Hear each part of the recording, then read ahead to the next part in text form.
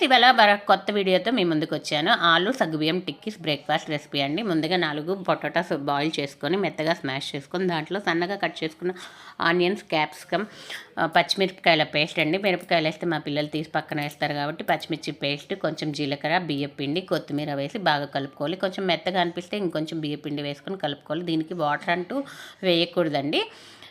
వీటిని ఒక పెనం మీద కొంచెం హోమ్మేడ్ బటర్ వేసుకొని టిక్కీలుగా ఒత్తుకొని ఒక 10 నిమిషాల నుంచి 2 వైపులా కాల్చుకొని పక్కన పెట్టుకోవాలి. ఇప్పుడు దీనికి గ్రీన్ చట్నీ చేసుకుందాము. ఒక మిక్సీ జార్ తీసుకొని కొంచెం పచ్చిమిరపకాయలు, అల్లం ముక్కలు, ఉప్పు, జీలకర్ర, పుదీనా, కొత్తిమీర, ఆమ్చూర్ అండి. ఆమ్చూర్ లేని వాళ్ళు నిమ్మకాయన, చింతపండు అయినా యూజ్ చేసుకోవచ్చు. మొత్తం కలిపి మిక్సీ వేసుకొని ఒక బౌల్లోకి సర్వ్ చేసుకొని ఆలు టిక్కీస్తో గ్రీన్ చట్నీతో తింటే చాలా అంటే చాలా బాగుంటుంది.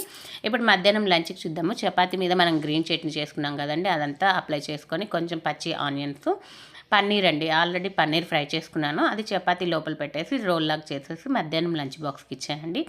పిల్లలు ఎప్పుడు కొత్త కొత్త వెరైటీస్ అడుగుతూ ఉంటారు కదా, కొత్త కొత్త వెరైటీస్తో పాటు మనం హెల్తీ కూడా వాళ్ళకి ఇవ్వాలి. ఇప్పుడున్న ఫుడ్లో అంత హెల్తీగా ఏమి ఉండట్లేదు.